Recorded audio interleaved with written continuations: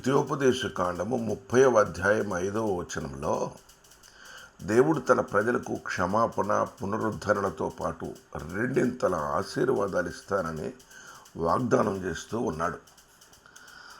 ఒక్కసారి అదే అధ్యాయము 2-4 వచనాలు చూసినట్లయితే, ఆయన ఆజ్ఞలను పూర్ణ హృదయంతో పాటించినప్పుడు దేవుడు వారిని చెర నుండి రక్షించి వారి జీవితాలలోనికి సమృద్ధిని, సమాధానాన్ని మరియు దైవిక అనుగ్రహాన్ని ప్రసాదిస్తాడు అని తెలియపరుస్తూ ఉంది లేఖనం. కేవలం దీవించడమే కాకుండా వారిని భౌతికంగా, ఆధ్యాత్మికంగా మరియు సంఖ్యారూపంలో కూడా వారి పితరులైన అబ్రహాము, ఇస్సాకు, యాకోబుల కంటే కూడా ఎక్కువగా వృద్ధి చేస్తాను అని వాగ్దానం చేస్తూ ఉన్నాడు.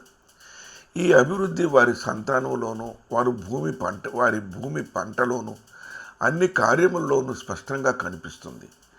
ఈ వాక్యం దేవుని అపారమైన ప్రేమను మరియు పశ్చాత్తాపంతో ఆయన వైపు తిరిగిన వారికి ఆయన ఇచ్చే అత్యధికమైన ప్రతిఫలాన్ని తెలియజేస్తుంది.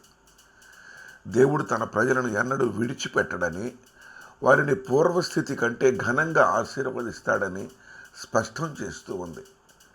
అందును బట్టి ప్రియ సహోదరి సహోదరుడా, ప్రభు చేసిన ఈ వాగ్దానాన్ని తీసుకొని ఈ ఉదయకాలం చిన్న ప్రార్థన చేసుకుందాం. ప్రియ పరలోకపు తండ్రి, పరిశుద్ధుడైన దేవ, ద్వితీయోపదేశ కాండము 30వ అధ్యాయం 5వ వచనములో మీరిచ్చిన శ్రేష్టమైన ఆశీర్వాదకరమైన వాగ్దానము చేతపట్టి ప్రార్థన చేస్తూ ఉన్నాను.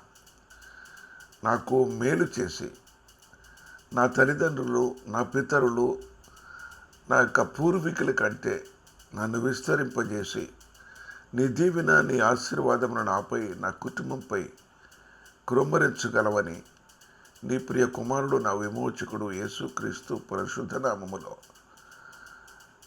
ఆశ్చర్యకరమైన నామములో ప్రార్థించి అడిగి వేడుకొనుచున్నాను తండ్రి. ఆమెన్.